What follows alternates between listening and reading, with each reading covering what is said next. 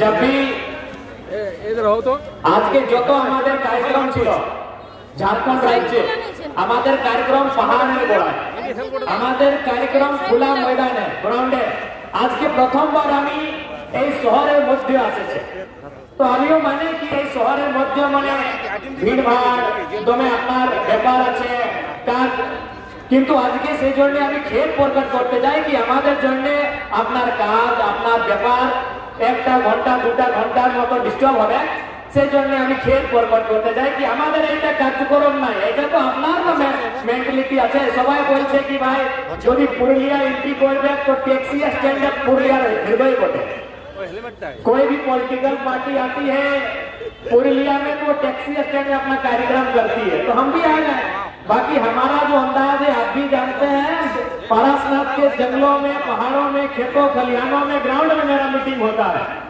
और सभा में नहीं हम तो स्कॉर्पियो का छत में अपना मीटिंग का भाषण देते हैं तो इसलिए जितने भी दुकानदार बंधु हैं 2-3 घंटा के लिए आपका अगर काम व्यापार डिस्टर्ब होगा तो उसके लिए हम क्षमा चाहेंगे क्योंकि मेरा कार्यक्रम ऐसा नहीं होता है लेकिन भाई ये आपके पुरुलिया का ही धारणा है कि यदि आपको राजनीति करना है तो शहर में भी थोड़ा आना होगा इसीलिए हम शहर में आए हैं बाकी हम गांव वाले हैं हमको पहाड़ों में मीटिंग करना पसंद होता है तो भाई थोड़ा सा खेद प्रकट करेंगे जितने भी हमारे दुकानदार बंधु लोग अपना काम काज कर रहे हैं थोड़ा सा खेद प्रकट करेंगे तो आज मैं मानता हूं कि पश्चिम बंगाल पुरुलिया जो है चाहे पुरुलिया रहे बांकुड़ा रहे झारग्राम रहे या मेदिनीपुर रहे ये जिले संवैधानिक रूप से ये जिले कानूनी रूप से बेशक पश्चिम बंगाल का हिस्सा है लेकिन अगर संस्कृति की बात करें सामाजिक बात करें भावनाओं की बात करें तो आज भी ये जिले झारखंड का हिस्सा है और एक झारखंडी बेटा होने के नाते जिस प्रकार से मैं आवाज छोटा नागपुर पठार में बसने वाले लोगों के लिए उठाता हूं जो आवाज मैं कोयलांचल के लोगों के लिए उठाता हूं जो लड़ाई मैं कोयलांचल छोटा नागपुर समेत झारखंड के हिस्सों के लिए लड़ता हूं वही आवाज वही संघर्ष मेरा जंगल महल के लोगों के लिए भी रहेगा क्योंकि आप भले संवैधानिक रूप से कानूनी रूप से आप बंगाल का हिस्सा है लेकिन भावनात्मक रूप से सांस्कृतिक रूप से आज भी आप वही ग्रेटर झारखंड का पार्ट है जिसके लिए आपने भी लड़ाई लड़ा था और हमारे पूर्वजों ने भी लड़ाई लड़ा था और ऐसे भी अपनी सबाई जाने एटार प्राचीन नाम की एटार प्राचीन नाम मानभूम এটা প্রাচীন মানভূম বটে না তো মানভূম মানে কি এইদিকে পুরুলিয়া ওইদিকে धनबाद और बोकारो हम लोग सुनते हैं ना कि कुंभ का मेला में भाई लोग बिछड़ गया था कि सरकार ये नियम कानून हम लोग को बिछड़ाया है ये मानभूम जिसका एक गौरवशाली इतिहास रहा है जिसका एक गौरवशाली परंपरा रहा है भारत देश की आजादी से लेकर झारखंड अलग राज्य की लड़ाई तक जिस मानभूम का एक गौरवशाली इतिहास रहा है उसी मानभूम का अंग हम भी हैं जिस मानभूम को आज आप पुरुलिया कहते हैं और हम धनबाद कहते हैं तो हम आपसे बिल्कुल भी अलग नहीं है जो आपकी पहचान है जो आपकी परंपराएं है जो आपकी संस्कृति है वही पहचान वही परंपरा हमारी भी है तो इसलिए प्रथम जिनिस এইটাই কি আমরা সবাই একটা মায়ের ছেলে আমরা ভিন্ন মানুষের ছেলে নাই আমরা ভিন্ন মায়ের ছেলে নাই আমরা মানভূমের মাটির মানুষ বটে তো যেভাবে আপনি মানভূমের মানুষ সেভাবে আমিও মানভূমের মানুষ इसलिए आज आपके इस कार्यक्रम स्थल से मैं आपको स्पष्ट कहने के लिए आया हूं कि आज जिस प्रकार से झारखंड की राजनीति में हम लोगों ने एक शुरुआत किया आज वही शुरुआत पश्चिम बंगाल जिसमें विशेषकर जंगल महल का जो इलाका आता है हम वहां करने का प्रयास करेंगे इसके लिए आप सबों का आशीर्वाद आप सबों का मार्गदर्शन अति आवश्यक और महत्वपूर्ण होगा आज के समय अपनी सबाई जाने कि हमारे झारखंड लोकतांत्रिक क्रांति मोर्चा एक नतून पॉलिटिकल पार्टी बटे और हमारे काज এই ঝাড়খণ্ডের প্রান্তে কিভাবে আছে, কি রকম আমরা কাজ করে এখানে আপনি সবাই জানেন। যদি আমাদের কাজ ভালো আপনাকে ভালো লাগে, আপনি যদি ভালো বুঝে আমাদের কাজ, আমাদের কার্যশৈলী, তো আপনার আশীর্বাদ আমরা সবাই চাই। সেই জন্য আমরা এই ঝাড়খণ্ডের মাটিলে, এইখানে बंगालेर माटी, विशेष कर এই পুরুলিয়া, ঝাড়গ্রাম, বাঁকুড়া আমরা আসে আপনার आशीर्वाद लिए। तो आज अब आप सबों को यह तय करना है कि क्या जो आवाज कई दशकों पहले परिस्थितियों के कारण, राजनीतिक दांवपेच के कारण दबा दी गई थी, क्या उस आवाज को एक बार फिर से जंगल महल की वादियों में गूंजना चाहिए कि नहीं? मैं मानता हूं, मैं यह भी मानता हूं कि आज 25 साल बीत चुके हैं। 25 साल पहले हमें झारखंड राज्य अलग मिला। मैं बार बार कहता हूं कि झारखंड मिलने के बाद झारखंड के लोगों को एक तसल्ली मिला कि भौगोलिक रूप से, संवैधानिक रूप से, कानूनी रूप से एक अलग झारखंड राज्य मिला। झारखंड के लगभग 3.5 करोड़ से ज्यादा की जनमानस को आज ये बस तसल्ली है कि उन्हें झारखंड राज्य मिला। लेकिन मुझे लगता है, मेरा मानना है कि आज भी पश्चिम बंगाल के हिस्सों में जो 4-5 जिले हमारे छूट गए, उन्हें मलाल होता होगा कि हम झारखंड, ग्रेटर झारखंड का पार्ट नहीं बनता। निश्चय ही मलाल होता होगा, क्योंकि झारखंड राज्य की अलग लड़ाई में जो योगदान कोल्हान ने दिया था, जब हम कोल्हान कहते हैं तो कोल्हान का मतलब सिंहभूम, कोल्हान का मतलब सिंहभूम से। जब कोलांचल हम कहते हैं तो कोलांचल का मतलब आधा मानभूम से। यानी झारखंड अलग राज्य की लड़ाई में जो योगदान कोलांचल का रहा, जो योगदान सिंहभूम का रहा, वही योगदान, उसी अनुपात में योगदान जंगल महल का भी था। जो शहादत सिंहभूम ने दिया था, जो शहादत कोलांचल ने दिया था, उसी अनुपात में शहादत जंगल महल ने भी दिया था। इसीलिए मैं कहता हूं कि हमें एक तसल्ली मिला कि हमारे पूर्वजों ने अगर लहू बहाया तो हमें झारखंड मिला। लेकिन आज जंगल महल के लोगों को मलाल होता है कि लहू तो हमारे पूर्वजों ने भी बहाया था, लहू तो जंगल महल की वादियों ने भी बहाया था ग्रेटर झारखंड का पार्ट बनने के लिए, लेकिन आज उन्हें नसीब नहीं हो पाया। तो इसलिए आज वर्तमान की जो सरकार, जो तृणमूल कांग्रेस के नेतृत्व में, और फुटबॉल की मशहूर, भले खेलती नहीं है लेकिन बार बार बोलती है खेला हमें, ममता दीदी के नेतृत्व में जो सरकार चल रही है, उन्हें अब जंगल महल की वादियों से एक आवाज की गूंज होगी और उन्हें जागने की आवश्यकता होगी कि आज जंगल महल जो कभी झारखंड बनने का हिस्सा ख्वाब देखा करता था, आज वो जंगल महल आपसे आंख मिलाकर आपके दशकों के कार्यकाल पर सवाल खड़ा करेगा कि आपने जो कार्य कलकत्ता के लिए किया, आपने जो कार्य कालीघाट के लिए किया, आपने जो कार्य हावड़ा हुगली के लिए किया, क्या आपने वो कार्य पुरुलिया के लिए किया है? ये सवाल जंगल महल के लोग करेंगे, ये सवाल पुरुलिया के लोग करेंगे। बिल्कुल, क्योंकि आपको हमने 10 दिन नहीं 10 साल से ज्यादा का समय दिया यहाँ के लोगों ने। आज यहाँ का नौजवान, यहाँ के बुजुर्ग, यहाँ की महिलाएं जरूर सवाल करेंगी और आपसे पूछेंगे, आंख से आंख मिलाकर पूछेंगे, क्योंकि ये राजतंत्र नहीं, ये लोकतंत्र है, और लोकतंत्र में जनता सर्वोपरि होती है। जनता ये सवाल पूछेगी कि आपने अपने महत्वपूर्ण हिस्सों के लिए जो काम किया, क्या वो पुरुलिया के लिए किया? अगर किया है तो पुरुलिया के तमाम सरकारी कॉलेजों का औचक निरीक्षण करने की आवश्यकता है। उनमें कितने विद्यार्थी पुरुलिया के हैं और कितने विद्यार्थी पुरुलिया के बाहर अन्य जिलों के हैं। यदि आपने पुरुलिया के लिए, इन क्षेत्रों के लिए कार्य किया है, तो आज फौरन औचक निरीक्षण करने की जरूरत है कि यहाँ के अभ्यर्थियों को, यहाँ के स्टूडेंट्स को आपने कितना नामांकन करवाया है और बाकी का कितना हुआ है। देखिए, एक बात स्पष्ट जानिए, चाहे कोई राज्य हो, चाहे कोई देश हो, सब समान नहीं होते हैं। पुरुलिया एक ग्रामीण परिवेश में अब जीवन यापन करने वाला क्षेत्र है। हम कलकत्ता और पुरुलिया की तुलना नहीं कर सकते हैं। कलकत्ता में 10 किलोमीटर के क्षेत्रफल में करोड़ों की आबादी बसती है कि नहीं बसती है? पुरुलिया में हजारों वर्ग किलोमीटर में फैला हुआ क्षेत्रफल होगा, लेकिन वहां लाखों की आबादी है। तो हम पुरुलिया और कलकत्ता की तुलनात्मक अध्ययन नहीं कर सकते हैं। पुरुलिया ग्रामीण परिवेश को जीता है, पुरुलिया खेत खलिहान को जीता है, पुरुलिया धान को जीता है, पुरुलिया गांव की परंपरा को जीता है।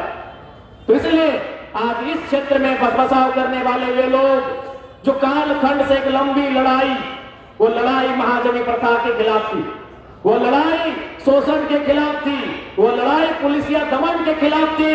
जिस लड़ाई को यहाँ के लोगों ने लड़ा था, उस लड़ाई का परिणाम तो इन्हें नहीं मिला, लेकिन इन्होंने संतोष किया बंगाल का हिस्सा बनकर। तो आज दीदी को इसका जवाब देना होगा, बिल्कुल देना होगा, और नहीं तो इस बार जंगल महल की वादियों से एक आवाज आएगा और इस आवाज से पूरा बंगाल मिलेगा। इस बात को भी ध्यान रखने की आवश्यकता है। आज चाहे राज्य की सरकार हो या केंद्र की सरकार हो, केवल अपने पूंजीपति मित्रों का उन्होंने घर चलाने का काम किया है। आज दीदी बोले, मोदी के बोले कि अपनी पूंजीपति मानो लोके पॉलिटिकल पार्टी बोटे, अपना संगी पूंजीपति बोटे, लेकिन अपनी सबाई जाने यही बंगाल धोती शारदा चीट फंड घोटाला हुआ है, उसका जांच भी करवाने की आवश्यकता होनी चाहिए। नारा टेस्टिंग ऑपरेशन भी हुआ है इसी बंगाल की धरती में। आज दीदी ठहाका मार के कहती हैं कि हम भारतीय जनता पार्टी को अपने बंगाल में देखना पसंद नहीं करते हैं, लेकिन जब नारा टेस्टिंग ऑपरेशन होता है तो उसमें तृणमूल कांग्रेस और भाजपा के कई बड़े नेता पाए जाते हैं और उस फाइलों को बंद कर दिया जाता है। तब चोर मौसेरे भाई बन जाते हैं। किससे छुपा है? जिस प्रकार देश में सहारा का स्कैम सामने आता है, गरीब लोगों ने अपने पसीने से कमाई हुई, अपने पसीने से पाई कमाकर सहारा में पैसा जमा किया था। आज जो स्थिति सहारा का हुआ है, वही बंगाल में शारदा घोटाला के नाम से भी जाना जाता है, जिसमें कम लागत लगाकर ऊंची ब्याज और ऊंची प्रॉफिट की लाभ देकर जो गरीब जनता का, भोली भाली जनता का पैसा कलेक्ट किया गया। और आज उन कंपनियों का क्या हुआ? आज उन पे कार्रवाई का क्या हुआ? आज जिन लोगों ने निवेश किया था, वो निवेश करने वाले लोग आज आत्महत्या करने लगे हैं, उनकी पीड़ा का क्या हुआ? ये सवाल तो वाजिब है और ये सवाल पूछना बनता है। क्या भूल गए बंगाल वासियों? शारदा चीट फंड घोटाला भूल गए क्या? इसमें कसूर आपका नहीं है। आज देश की राजनीति ने जनता के स्तर को इतना कम कर दिया है, वो अपने दिनचर्या के जीवन में, वो अपने दैनिक जीवन में फंसकर उलझ कर रह जाते हैं कि उन्हें इतने बड़े घोटाले बहुत कम समय में बुला दिए जाते हैं। आज उनके पास समय कहां रहा कि इन विषयों पे वे बात कर पाए, इन विषयों को वो याद कर पाए? उनके पास समय कहां है? आज दैनिक जीवन में इतने मशगूल हो गए हैं जनता, अब करे भी तो क्या करें? ये साधु संत सन्यासी है नहीं, घर परिवार चलाने वाले लोग हैं, परिवार है, बच्चे हैं, उनके लिए जीना पड़ता है, उनके लिए करना पड़ता है, इसीलिए इन घोटालों को भी भूल जाते हैं। लेकिन याद रखिएगा, समय के गर्भ में कुछ अगर दफन हो जाता है तो समय के साथ वो चिंगारी बन के वापस भी आता है। और इस बार चाहे भारतीय जनता पार्टी रहे या तृणमूल कांग्रेस रहे, मुझे लगता है बंगाल की जनता को, विशेषकर जंगल महल, पुरुलिया, बांकुड़ा, झारग्राम, मेदिनीपुर, वहां की जनमानस को उनसे सवाल भी करना होगा और उनसे हिसाब भी मांगना होगा। क्योंकि अगर राज्य में जोड़ा फूल की सरकार है तो केंद्र में कमल फूल की सरकार है। की जोड़ा फूल ना जोड़ा फूल की जोड़ा पात, घास फूल। राज्य में अगर घास फूल की सरकार है तो केंद्र में कमल फूल की सरकार है, और बंगाल की लोगों ने दोनों सरकार को बनाया। राज्य की सरकार को लगभग 294 विधानसभा सीटों में से 200 सीट दिया है ना, बताओ 200। और केंद्र की भी सरकार को लगभग 42, कितना सांसद है आपके यहाँ? 42, 17 दिए है ना, 17, जिनमें यहां से कौन है? ज्योतिर्मय महतो। यानी आपने दिल्ली की सरकार को भी 17 MP भेजे हैं। किस लिए? फोटो खिंचाने के लिए? ये मोदी जी के भाषण मानेंगे तो खाली टेबल ठोकने के लिए क्या है मोदी जी? यहां के मुद्दों को ले जाने के लिए, यहां की समस्याओं को ले जाने के लिए। आप देखिए, मैं बंगाल की तमाम जनता से कहूंगा, आप झारखंड विधानसभा का डिबेट, झारखंड विधानसभा का डिस्कशन देखिए। जब जयराम महतो खड़ा होता है तो हम कभी इधर उधर की बात नहीं करते हैं, सीधा मुद्दों की बात करते हैं। हमने 4 सेशन में भाग लिया है, चारों सेशन में किसी भी कार्यक्रम को मेरा जाके देखिए झारखंड विधानसभा की टीवी से निकालकर, हमने न कभी इधर उधर की बात नहीं किया है, हमने सीधा झारखंड के मुद्दों की बात को किया है। तो आज केंद्र को भी हमने, बंगाल के लोगों ने 17 MP दिया है, तो कह दिया है भाई, कह दिया है। नहीं, हमारे धनबाद दुकान वाले कोयला का कमीशन लेते हैं, इधर वाले बालू का कमीशन लेते हैं क्या? बंगाल में कोयला नहीं है, कोयला सब झारखंड वाले हम लोग ले गए, धनबाद दुकान वाले कोयला ले गए। इसलिए आप लोग को बोले थे कि अलग नहीं होना है, अब आप लोग अलग हो गए तो हम क्या करें? तो क्या जिस प्रकार हमारे धनबाद के लीडर्स कोयला पे कमीशन लेते हैं, क्या बंगाल वाले केवल बालू में कमीशन लेने के लिए यहां से चयन होकर गए हैं? और नहीं गए हैं तो जनता के मुद्दे कहां हैं? केंद्र की सरकार को भी इसका जवाब देना होगा, और राज्य की भी सरकार को, चूंकि भारत एक लोकतांत्रिक देश है, और लोकतांत्रिक व्यवस्था कब करवट लेगी ये कोई नहीं कह सकता। एम्बुलेंस को थोड़ा बढ़िया से रास्ता दे दीजिएगा। लोकतांत्रिक व्यवस्था कब करवट लेगी ये कोई नहीं कह सकता है। इसलिए आज जो गुलाम झारखंड की धरती से आया है, जो गुलाम झारखंड की धरती से वहां के नौजवान लेकर आए हैं, उसका परस्पर सहयोग कहीं ना कहीं बंगाल की धरती से मिल रहा है। और निश्चय ही आने वाले दिनों में हमारे बंगाल के जंगल महल के, पुरुलिया के लोगों के जो समस्याएं होंगी उन पर उसी आवाज के साथ, उसी बुलंदी के साथ, उसी मजबूती के साथ हम लोग लड़ते हुए दिखेंगे जिस मजबूती के साथ हम लोग झारखंड में लड़ते हैं। आज झारखंड में आंदोलन का दूसरा नाम जेल कैंप है। थोड़ी पता है, किसी को कुछ होता है तो उन्हें पहले जेल कैंप को याद करते हैं, वो भले सरकार की पार्टी के क्यों ना रहे, क्योंकि उन्हें भी मालूम है अगर संघर्ष के लिए कोई आगे कदम बढ़ाएगा तो जेल कैंप के लोग बढ़ाएंगे। इसलिए आज बंगाल पुरुलिया के टैक्सी स्टैंड से यहाँ के जनमानस को ये साफ शब्दों में कहना चाहेंगे, जो तो झड़े घने आसे आपने सवाल हम यही गल्प करते जाए कि एबार এই বঙ্গালের সমীকরণ, এই বঙ্গালের যে পরিস্থিতি আছে, এই যে রাজনৈতিক স্থিতি পরিস্থিতি, এই স্থিতিকে চেঞ্জ করবার দরকার আছে। কেন চেঞ্জ করবার দরকার আছে? না पॉलिटिकल, भारत एक पॉलिटिकल कंट्री है, यहाँ हर एक चीज राजनीति से रिलेटेड है, यहाँ हर एक चीज राजनीति से प्रभावित है। और यदि हम राजनीति को नहीं समझेंगे, यदि हम राजनीति में अगर सुधार नहीं लाएंगे तो हमारे जीवन में सुधार नहीं आएगा।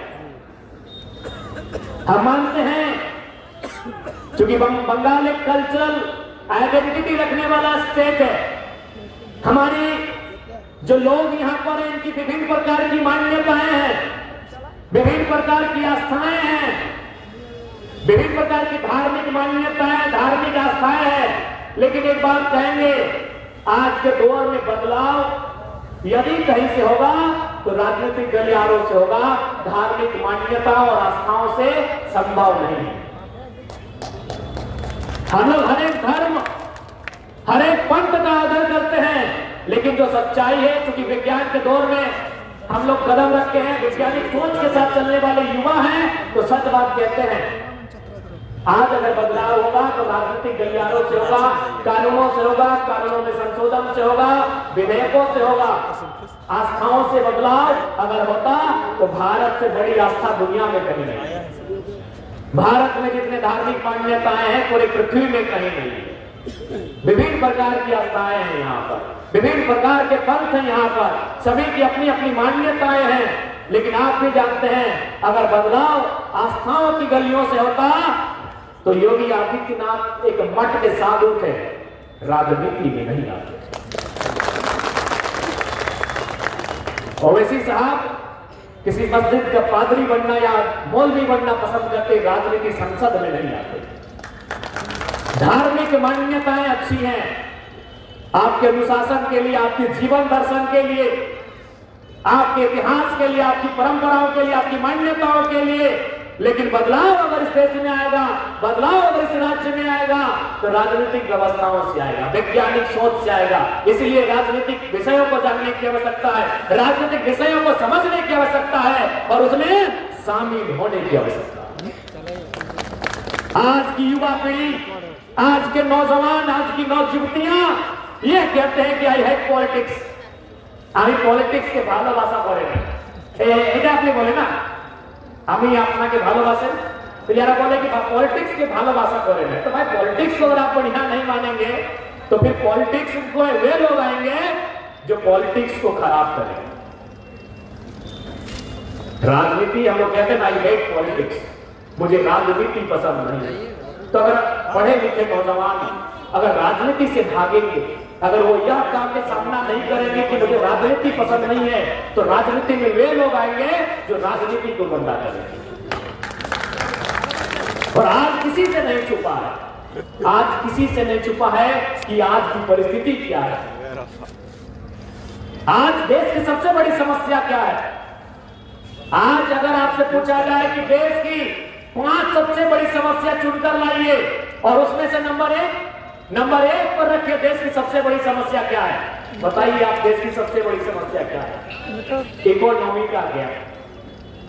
आप जितने लोग बैठे हैं, चाहे दुकानदार भाई हो, चाहे स्टूडियो वाले भैया हो, चाहे हमारे जो भी दुकानदार वाले भैया, टाउन होटल वाले भैया हो, चाहे श्याम ट्रंक हाउस वाले भैया हो, चाहे जयश्री कलेक्शन वाले भैया हो, या जितने लोग आए हैं, जितने लोग सुन रहे हैं, जितने लोग इस देश में जी रहे हैं, साधुओं को छोड़कर, सन्यासियों को छोड़कर, महात्माओं को छोड़कर, सभी लोग इकोनॉमी के लिए जी रहे हैं। ये कड़वी सच्चाई है, इसको मानिए। यहां बैठा हर एक शख्स, ये जो बगल में वर्दी वाले पुलिस वाले भैया हैं, अगर इनको हम कह रहे हैं कि सरकार आपको वेतन नहीं देगी, ये ड्यूटी करेंगे? नहीं करेंगे। इन दुकानों में जो भाई लोग झाड़ू पोछा का काम कर रहे हैं, अगर मालिक कह रहे हैं कि आपको वेतन नहीं देंगे, वो काम करेंगे? नहीं करेंगे।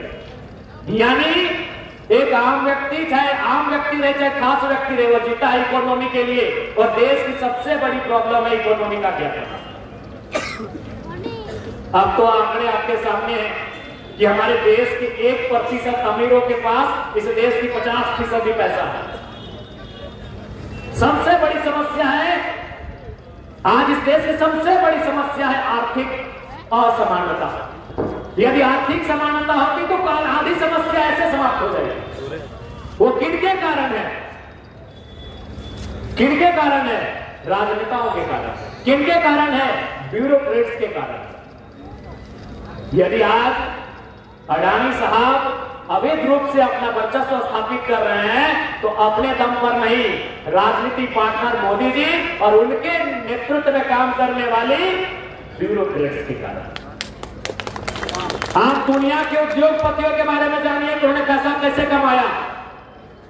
मार्क जुकरबर्ग, क्योंकि सबसे ज्यादा आप उनको जानते हैं, दीदी भी जानती है उनको, क्योंकि मोबाइल में जो वीडियो इनका जाएगा वो फेसबुक में जाएगा। सबसे ज्यादा यहाँ जो लोग बैठे हैं वो किनको जानते हैं? Mark Zuckerberg.